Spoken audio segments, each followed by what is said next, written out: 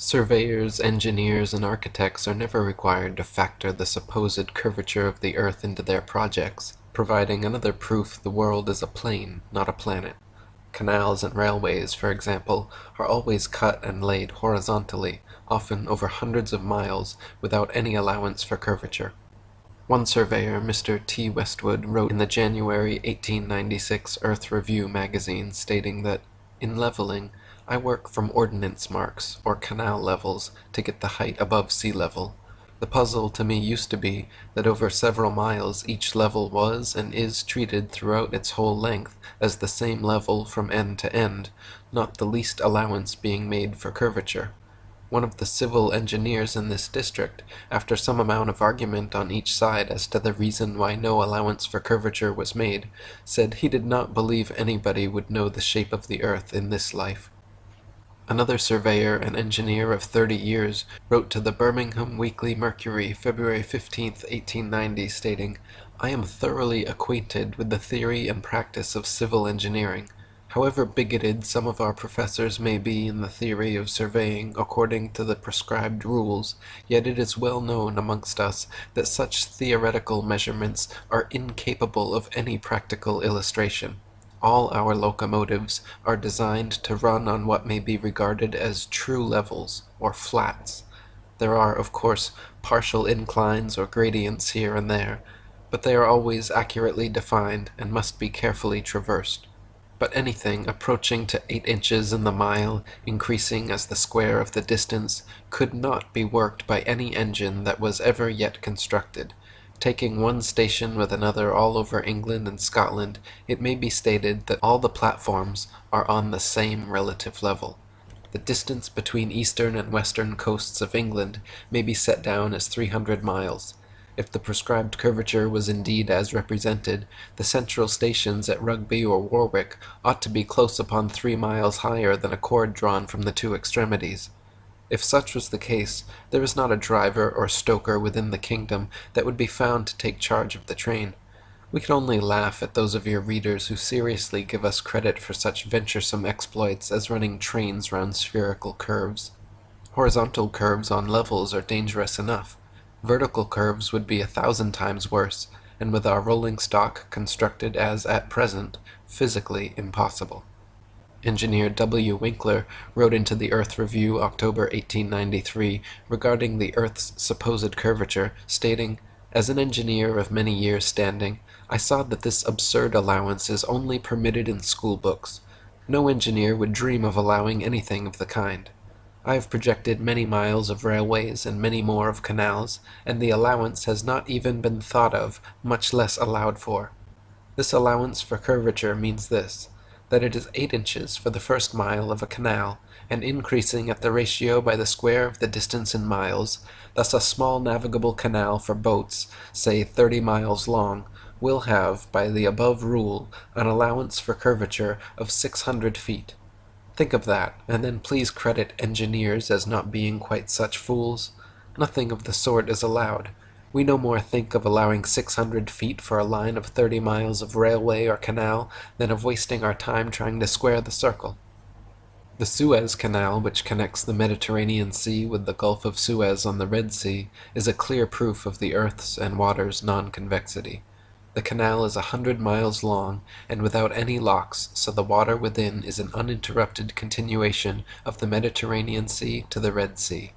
When it was constructed, the earth's supposed curvature was not taken into account. It was dug along a horizontal datum line, 26 feet below sea level, passing through several lakes from one sea to the other, with the datum line and the water's surface running perfectly parallel over the 100 miles.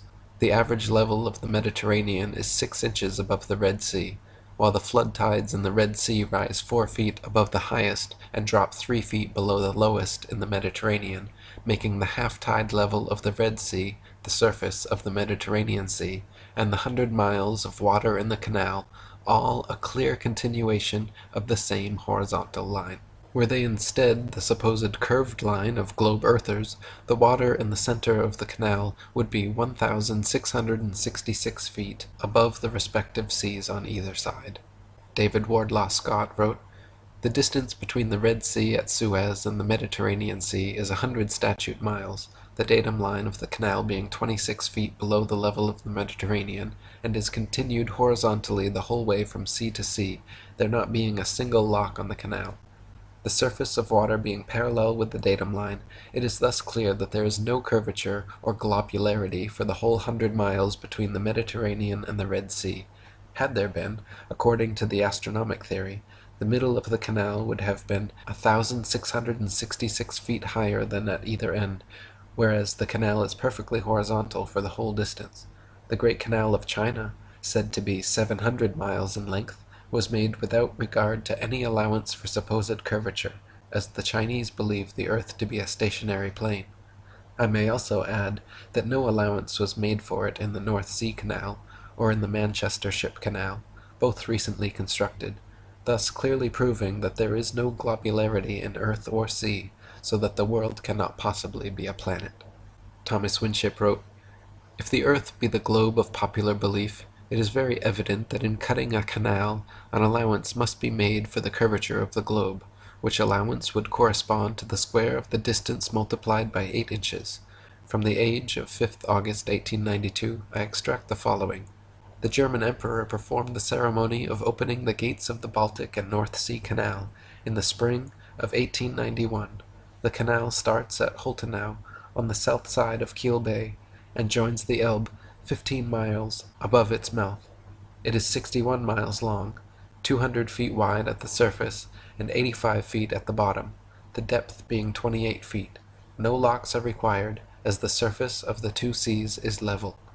Let those who believe it is the practice for surveyors to make allowance for curvature ponder over the following from the Manchester Ship Canal Company, Earth Review, October 1893. It is customary in railway and canal constructions for all levels to be referred to a datum which is nominally horizontal and is so shown on all sections. It is not the practice in laying out public works to make allowances for the curvature of the earth. The London and North Western Railway forms a straight line 180 miles long between London and Liverpool. The railroad's highest point, midway at Birmingham Station, is only 240 feet above sea level. If the world were actually a globe, however, curvating 8 inches per mile squared, the 180-mile stretch of rail would form an arc, with the center point at Birmingham raising a full 5,400 feet above London and Liverpool. Adding the station's actual height, 240 feet, to its theoretical inclination, 5,400 feet, gives 5,640 feet as the rail's necessary height on a globe Earth, more than 1,000 feet taller than Ben Nevis, the tallest mountain in Great Britain. Thomas Winship wrote, "In projecting railways on a globe, the datum line would be the arc of a circle corresponding to the latitude of the place. That the datum line for the railway projections is always a horizontal line proves that the general configuration of the world is horizontal.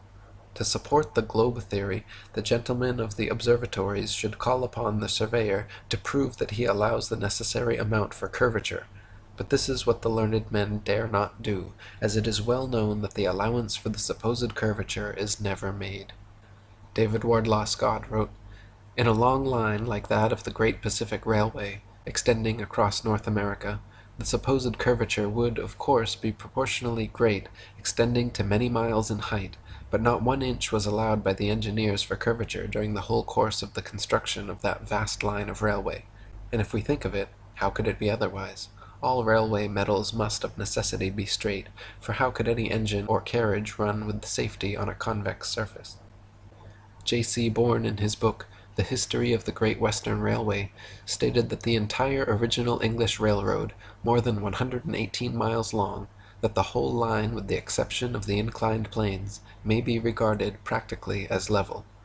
The British Parliament session in 1862 that approved its construction recorded in Order No. 44 for the proposed railway that "the section be drawn to the same horizontal scale as the plan, and to a vertical scale of not less than 1 inch to every 100 feet, and shall show the surface of the ground marked on the plan, the intended level of the proposed work, the height of every embankment, and the depth of every cutting, and a datum horizontal line which shall be the same throughout the whole length of the work."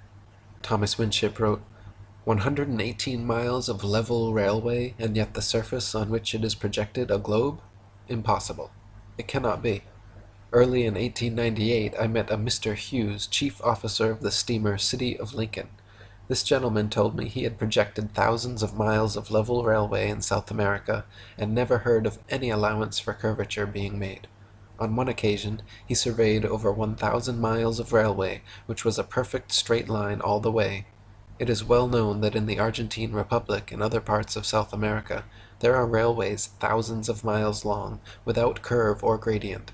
In projecting railways, the world is acknowledged to be a plane, and if it were a globe, the rules of projection have yet to be discovered. Level railways prove a level world, to the utter confusion of the globular school of impractical men with high salaries and little brains. That in all surveys no allowance is made for curvature, which would be a necessity on a globe, that a horizontal line is in every case the datum line, the same line being continuous throughout the whole length of the work, and that the theodolite cuts a line at equal altitudes on either side of it, which altitude is the same as that of the instrument, clearly proves, to those who will accept proof when it is furnished, that the world is a plane and not a globe. If the earth were a sphere, airplane pilots would have to constantly correct their altitudes downwards so as to not fly straight off into outer space.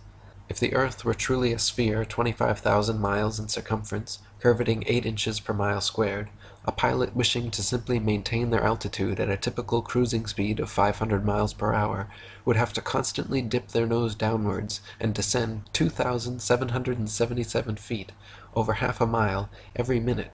Otherwise, without compensation, in 1 hour's time, the pilot would find themselves 166,666 feet, 31.5 miles, higher than expected. A plane flying at a typical 35,000 feet, wishing to maintain that altitude at the upper rim of the so-called troposphere in 1 hour, would find themselves over 200,000 feet high in the mesosphere, with a steadily raising trajectory the longer they go. I have talked to several pilots, and no such compensation for the Earth's supposed curvature is ever made. When pilots set an altitude, their artificial horizon gauge remains level, and so does their course. Nothing like the necessary 2,777 foot per minute declination is ever taken into consideration. Thomas Winship wrote, "It must be obvious to the reader that if the earth be the globe of popular belief, the rules observed for navigating a vessel from one part of this globe to another must be in conformity to its figure. The datum line in navigation would be an arc of a circle, and all computations would be based on the convexity of water and worked out by spherical trigonometry. Let me preface my remarks on the important branch of our subject by stating that at sea the datum line is always a horizontal line. Spherical trigonometry is never used, and not 1 out of 1,000 shipmasters understands spherical trigonometry. Airline pilots and sea navigators fly and sail as though the earth were a plane. Pilots reach their desired altitude and maintain it effortlessly for hours, never contending with anything like the 2,777 feet per minute of forced inclination due to Earth's supposed curvature. Similarly, ship captains in navigating great distances at sea never need to factor the supposed curvature of the earth into their calculations. Both plain sailing and great circle sailing, the most popular navigation methods, use plane, not spherical trigonometry. From Navigation and Nautical Astronomy, plain sailing is usually defined to be the art of navigating a ship on the supposition that the earth is a plane. Even when longitude enters into consideration, it is still with the plane triangle only that we have to deal. But as the investigation here given in the text shows, the rules for plain sailing would equally hold good though the surface were a plane. Thomas Winship wrote, "It must be evident to everyone who understands what a triangle is, that the base of any such figure on a globe would be an arc of a circle, of which the center would be the center of the globe. Thus, instead of a plane triangle, the figure would contain 1 plane angle and 2 spherical angles. Hence, if the plane triangle is what we have to deal with, and such is the case, the base of the triangle would be a straight line, the ocean. That all triangulation used at sea is plane proves that the sea is a plane. The foregoing quotation states that a plane triangle is used for a spherical surface, but the rules for plane sailing would equally hold good, though the surface were a plane. What fine reasoning! It is like saying that the rules for describing a circle are those used for drawing a square, but they would equally hold good, though the figure were a square. Plane sailing is navigating a ship making all mathematical calculations on the assumption that the earth is perfectly flat. If the earth were, in fact, a sphere, such an errant assumption would lead to constant glaring inaccuracies, and the necessity for using spherical trigonometry would become obvious. Plane sailing has worked perfectly fine in both theory and practice for thousands of years, however, and plane trigonometry has time and again proven more accurate than spherical trigonometry in determining distances across the oceans. It is so commonly used at sea.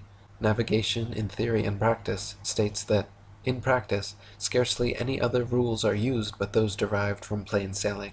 The great and serious objection to plane sailing is that longitude cannot be found by it accurately, although in practice it is more frequently found by it than any other method. So both latitude and longitude are found most often and most accurately by assuming the earth to be flat, more accurately even than assuming the earth to be spherical. Thomas Winship wrote, "Plane sailing proves that the surface of water is a plane or horizontal surface, and in practice it is shown that this plane extends for many thousands of miles. Whether the voyage is outwards or homewards makes no difference, thus showing that a short voyage to the Cape and back to England can be accomplished by plane sailing. The fact that water is flat like a sheet of paper, when undisturbed by wind and tide, is my working anchor, and the powerful ground tackle of all those who reject the delusions of modern theoretical astronomy. Prove water to be convex, and we will at once and forever recant and grant you anything you like to demand." William Carpenter wrote, "If the earth were a globe, a small model globe would be the very best, because the truest thing for the navigator to take to sea with him. But such a thing as that is not known. With such a toy as a guide, the mariner would wreck his ship of a certainty. This is a proof that the earth is not a globe. As the mariner's compass points north and south at one and the same time, and a meridian is a north and south line, it follows that meridians can be no other than straight lines. But since all meridians on a globe are semicircles, it is an incontrovertible proof that the earth is not a globe." And David Wardlaw Scott wrote, "The needle of this most important instrument is straight, its two ends pointing north and south at the same time. Consequently, the meridians must also be straight lines, whereas on a globe they are semicircles. Even at the equator, the needle points straight, which would be impossible, were that the midway of a vast convex globe, as in such case the one end would dip towards the north, and the other be pointed towards the sky.